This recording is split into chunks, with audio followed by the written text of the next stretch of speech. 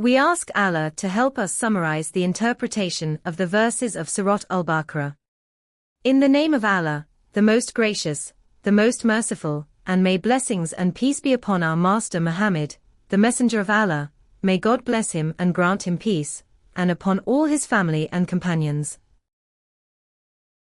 Interpretation of verses 200 to 203 of Surah Al-Baqarah. Interpretation of verse 200 to 201. When you have finished your rituals, and rituals places of worship. So every place where there is worship is called a ritual. The place of standing in Arafat, and Muzdalifah, and the places where pilgrims spend the night in Mina, and Al-Mash are Al-Haram. So what is meant is that even after you have finished your rituals, remember Allah, who has prescribed for you all this good, then guided you and helped you. So after Allah Almighty said, remember Allah after completing the rituals, He says, like your remembrance of your fathers, because the Arabs at that time were performing Hajj. They were proud of their fathers and their fathers were proud of their fathers, and so on, and Allah Almighty wanted to return them in everything to Himself. So He said to them, you remember your fathers, because they used to do such, and your fathers were proud of their fathers, transmit it and chain it to the Creator of all fathers and all people, for all good that happens at the hands of fathers is due to Allah, the Almighty. So if you mention your fathers for the good they provided, then mention Allah with the most intense remembrance, because He is the one who provided you and provided them with that good. And Allah mentions to us two types of people: those who choose the transient world and its fleeting pleasures, and such a person is of low ambition, and has no morals, because the believer has good morals and the believer works in this world with the morals of the messengers, and good deeds that please Allah, the Almighty.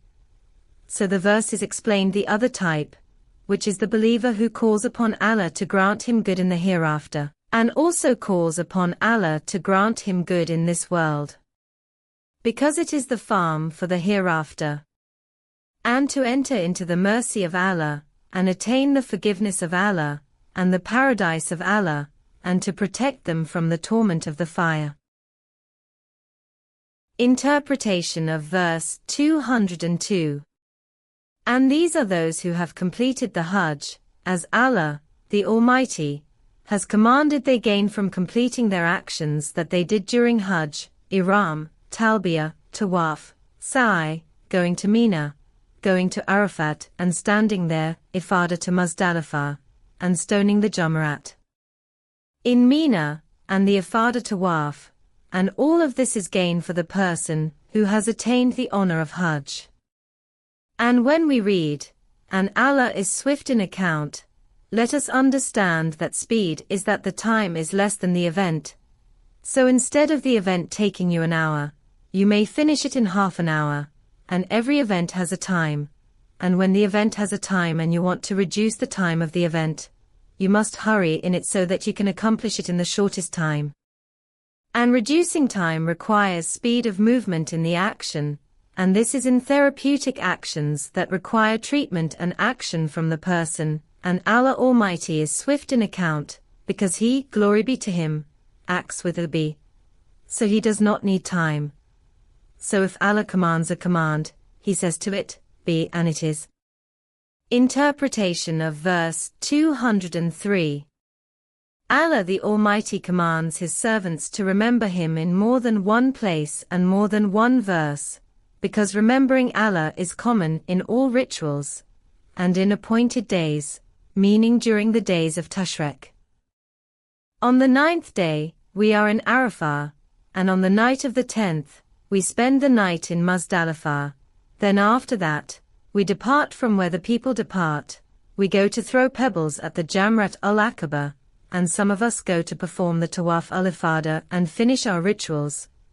Or he may go to slaughter and perform the lesser tahallul, if he does not have a woman with him, and if he performs the Tawaf, he performs the greater tahallul.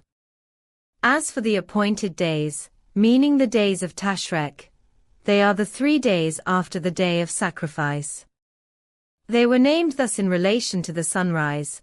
So if you hasten in 2 days, there is no sin upon you, and whoever delays, there is no sin upon him, because the issue is not time, but rather the presence of a devotional intention.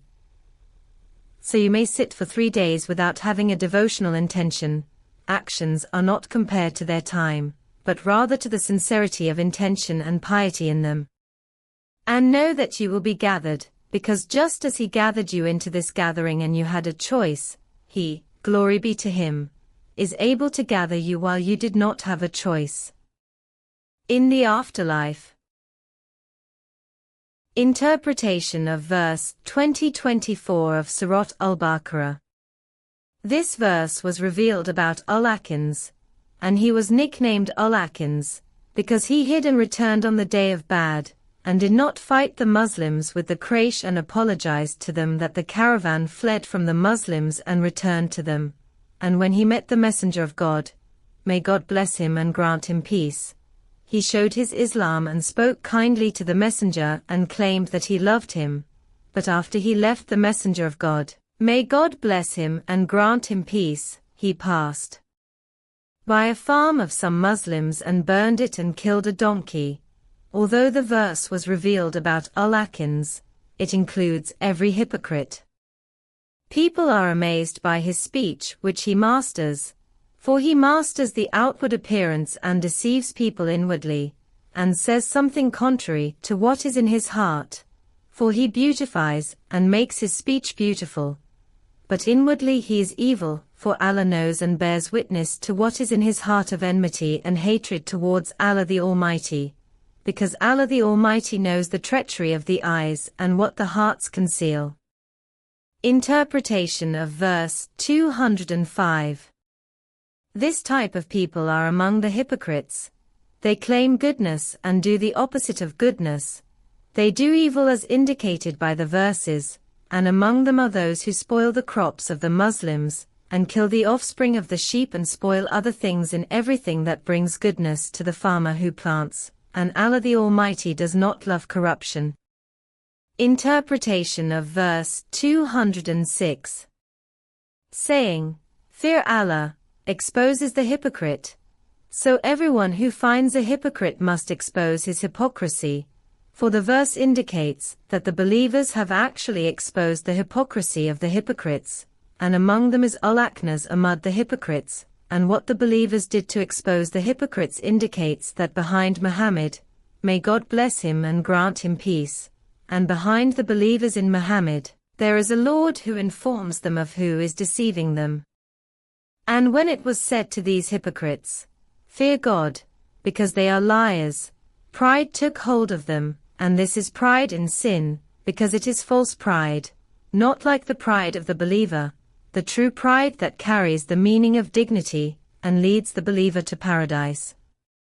As for the hypocrite who is overcome by arrogance with lying, and lying is a great sin, he completes his deception of people with it. But it is not arrogance, rather it is humiliation that leads him to the fire. So he deserves the fire. Interpretation of verse 207.